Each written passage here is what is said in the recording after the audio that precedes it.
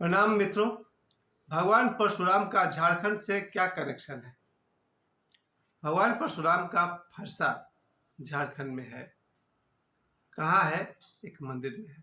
इसके विषय में आज हम बात करना चाहते हैं कि भगवान परशुराम का संबंध चारों युगों से है और झारखंड से भी है। सबसे पहले तो मैं कहना चाहता हूँ कि वैसा सदगुरु युगों युगों से, क्योंकि उनके 3 शिष्य भीष्म पितामह, कर्ण और द्रोणाचार्य, ये 3 उनके शिष्य हैं। इसके अलावा आप देखिएगा एक ऐसा कई रूप है उनके। सबसे पहले तो मैं कहूँगा वैसा सदगुरु, बाद में आपको मैं बताऊंगा कि वो कैसे एक बहुत ही विशेष सदगुरु है।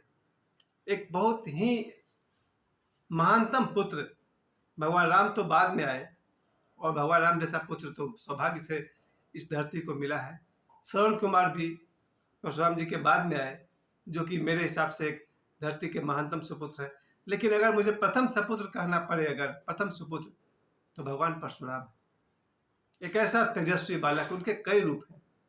भगवान परशुराम को आज मैं आप लोग को बताना चाहता हूँ कि एक ऐसा सुपुत्र जो अनमोल है, धरती पर शायद ही दोबारा कोई वैसा पुत्र हो पाएगा।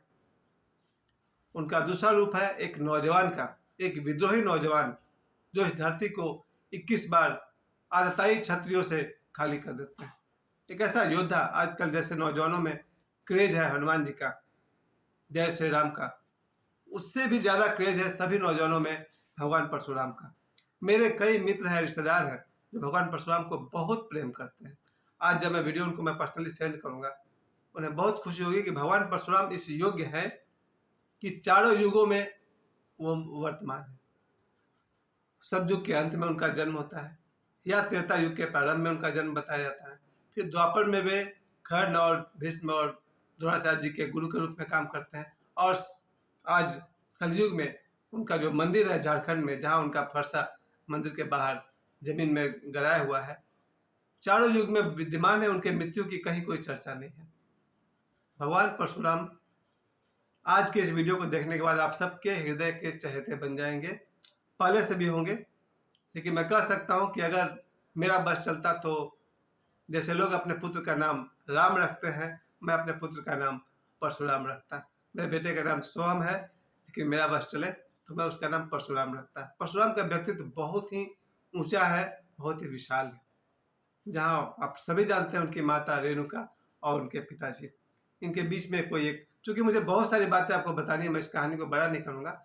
आप सभी जानते हैं कि ऋषि जमदग्नि के पुत्र थे भगवान परशुराम, और उनकी माता जी का नाम है, भगवान परशुराम के माता जी का नाम है रेणुका। तो एक बार जमदग्नि जो राजा थे, राजा क्या ऋषि थे बहुत बड़े, उन्होंने अपनी पत्नी को कहा कि जाइए पानी लेकर आइए, मुझे स्नान करना है। वो जाती है पानी लाने के लिए। वहाँ पर गंधर्वों का नृत्य चल रहा होता है तालाब में, झील में। उसमें देखने में विलम्ब हो जाता है। फिर उनको याद आता है कि हम तो पानी लेने आए थे। वो पानी लेने आती हैं और जब लौटती है आश्रम में, तो उनके पिताजी जमदग्नि बहुत ही क्रोधित हो गए हैं और वो अपने बड़े पुत्र को आदेश देते हैं कि अभी अभी अपने माता का सिर धड़ से अलग कर दो।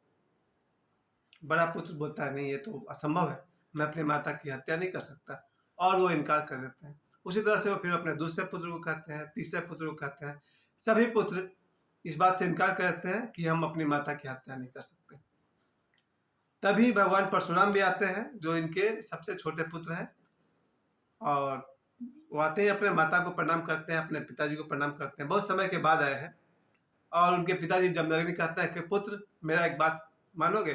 बोले कहिए पिताश्री, आपका आदेश ईश्वर का आदेश है, आपके आदेश पर मैं प्रश्न करूं, मैं शंका करूं, सवाल ही नहीं।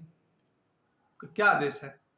तो ऋषि जमदग्नि कहते हैं अपनी माता के सिर धड़ से अभी काट कर अलग कर दो।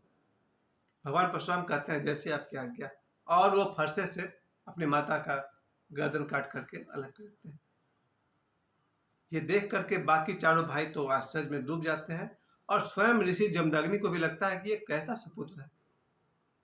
एक बार भी उसने इनकार नहीं किया, एक बार भी उसने प्रश्न नहीं किया, जो मैंने कहा वो उसने कर दिया। ऋषि जमदग्नि इतना भाव विभोर हो गए, बोले पुत्र, तुमने एक बार भी सोचा नहीं, पूछा नहीं? अपने माता का सिर काटने से पहले तुमने कुछ सोचा नहीं कि माँ है, या मैं भी कैसे आदेश दे रहा हूँ, कोई अनर्गल तो नहीं? भगवान परशुराम ने जो उत्तर दिया वैसा धरती पर सुपुत्र होना मुश्किल है। उन्होंने कहा, आप मेरे पिता हैं और आपका आदेश मेरे लिए ईश्वर का आदेश है। आपके आदेश पर मैं प्रश्न करूं, सवाल ही पैदा नहीं होता है। आपने कहा, मैंने किया। मेरे लिए मेरे पिता का वचन सबसे महान है। ऋषि जमदग्नि कहते हैं, मैं धन्य हुआ ऐसा पुत्र पाकर के जो अपने पिता के आदेश को इस तरह मानता है। टोटली ब्लाइंडली पिताजी ने कह दिया, बात खत्म। ऐसा सुपुत्र बहुत भाग्य से मिलता है। और वो कहते हैं, पुत्र वर मांगो। तो भगवान परशुराम कहते हैं कि पिताजी, आप तो बहुत दयालु हैं, आपको तो संजीवनी विद्या भी आती है, कृपया मेरे माँ को क्षमा कर दीजिए और उन्हें जीवन दान दे दीजिए। ऋषि जमदग्नि मुस्कुरा पड़ते हैं, खुश होते हैं कि भाई बहुत ही चालाकी से इसने अपनी माँ का जीवन वापस मांग लिया और इस तरह से माता रेणुका का सिर धड़ से फिर से जोड़ दिया गया। ऐसे पुत्र है भगवान परशुराम। बाद में जैसा मैं इनकी पुरानी फिल्म देख रहा था भगवान परशुराम का, कोई उस समय आताई राजा था सहस्त्रबाहु, उसके साथ युद्ध होता है ऋषि जमदग्नि का, और इसमें वो छल से वो राजा सहस्त्रबाहु आते हैं और ऋषि जमदग्नि का की हत्या कर देते हैं, सिर धड़ से अलग कर देते हैं। इस पर माता रेणुका आती है, बहुत रोती है अपने पति का शव को लेकर के कि तभी भगवान परशुराम वहां पहुंचते हैं और देखते हैं कि उनके पिता का वध कर दिया गया है। माता रो रही है। भगवान परशुराम ने अपनी माता से कहा कि माँ, मैं देख रहा था कि तुम्हारी आंखों से 21 बूंद आंसू गिरा है। मैं आपके एक एक बूंद के आंसू का बदला लूंगा। मैं 21 बार धरती को अत्याचारी क्षत्रियों से खाली कर दूंगा और वहां से जो युद्ध करते हैं। ओशो ने कहा है कि भगवान परशुराम ने धरती पर शांति लाने के लिए युद्ध किया। उन्होंने किसको मारा, कौन से क्षत्रियों को मारा? जो धरती पर अपने बल के कारण अत्याचार कर रहे थे।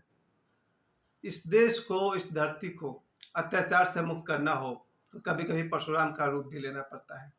भगवान परशुराम ने जो क्षत्रियों को मारा 21 बार, उसका यही उद्देश्य था, इस धरती पर शांति की स्थापना करने के लिए कभी कभी युद्ध भी करने पड़ते हैं।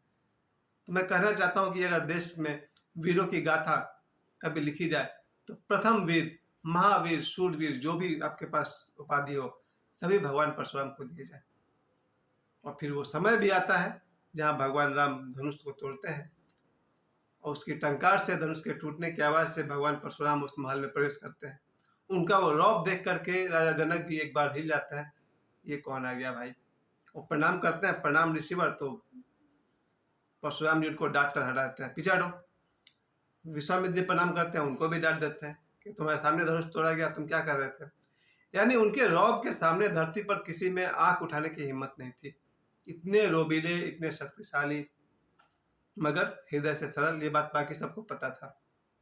उस महल में सन्नाटा छा जाता है जहां पर भगवान परशुराम इन करते हैं, प्रवेश करते हैं, और सभी लोग समझ जाते हैं कि हो गया आज गड़बड़।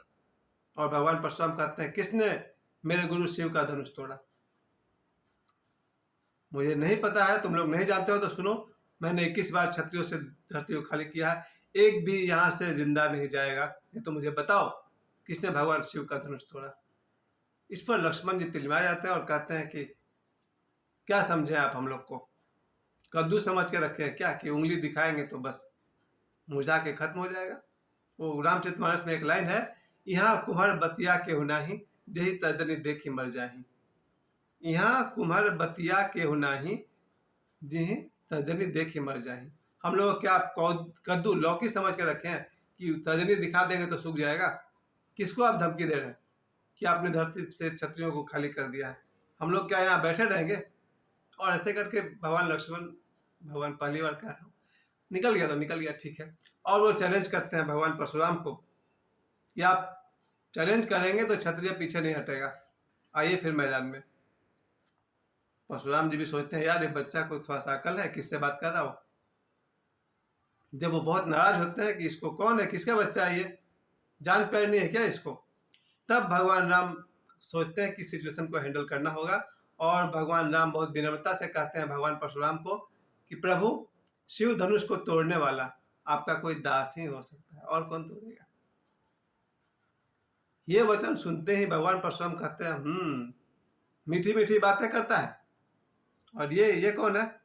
तो बोले मेरा छोटा भाई है। तो छोटा भाई ऐसे बात करता है, बड़ा भाई मीठी बातें करता है। बहुत चालू आदमी है। चलो ठीक है, तो तुमने धनुष तोड़ा? भगवान राम ने कहा, प्रभु आपका दास हूं। तब उनको परशुराम जी का क्रोध ठंडा हुआ, बोला इतना बड़ा शिव का धनुष तोड़ना कोई मामूली बात नहीं है।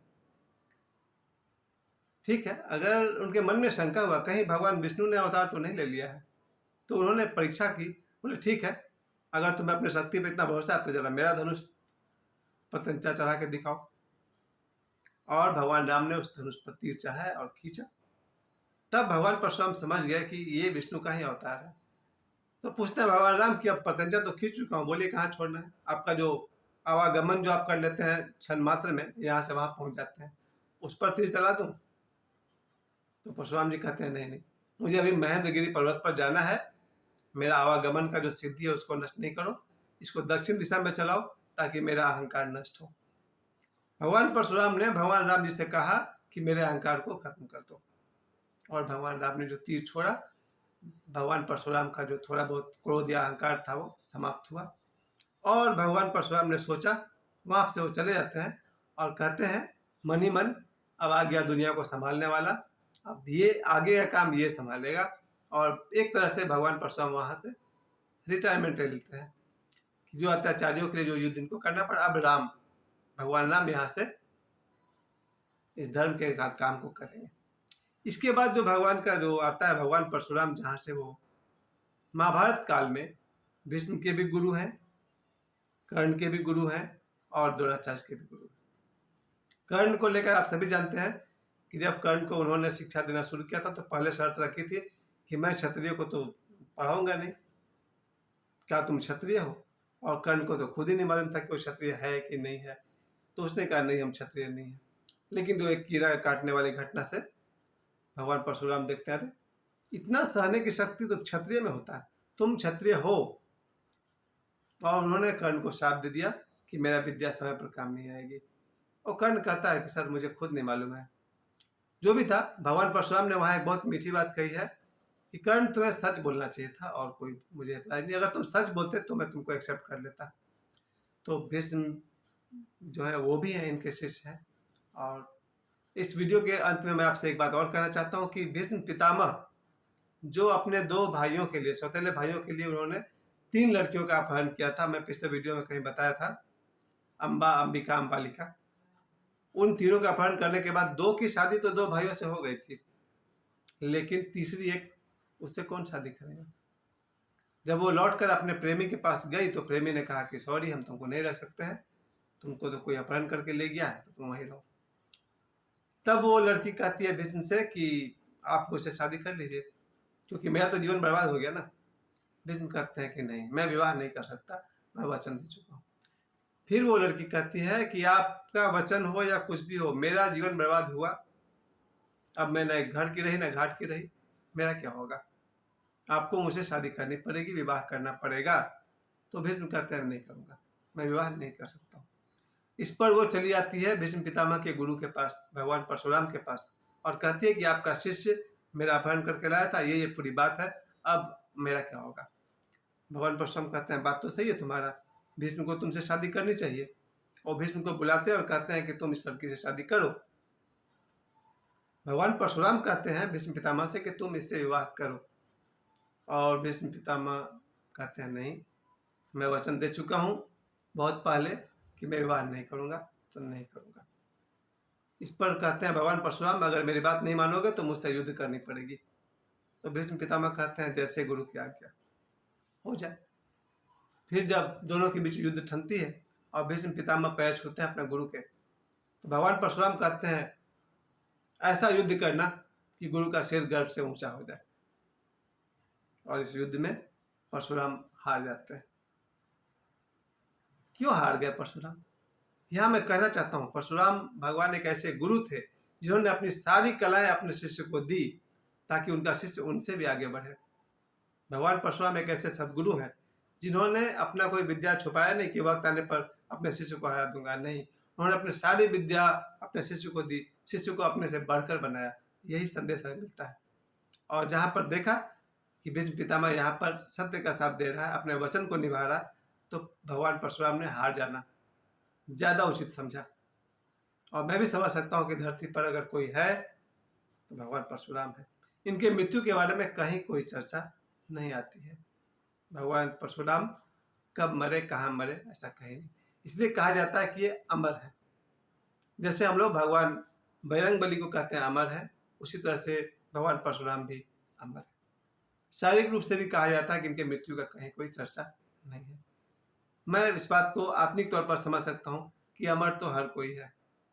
प्रत्येक व्यक्ति, जो कि मैं अपने बल पर नहीं कह रहा हूँ, धार्मिक ग्रंथों के आधार पर कह रहा हूँ कि मनुष्य अगर शरीर नहीं है, मन नहीं है, वो आत्मा है, तो अमर है ही।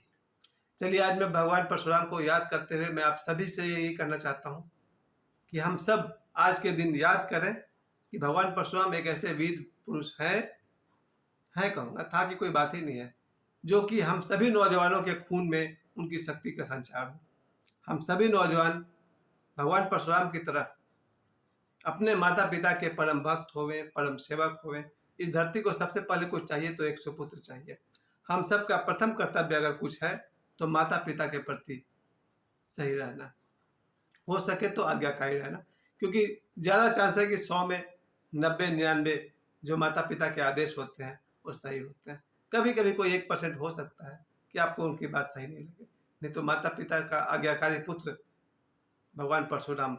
मैं पहली शुभकामना देना चाहता हूँ कि हम सब अगर सुपुत्र हों तो भगवान परशुराम की तरह।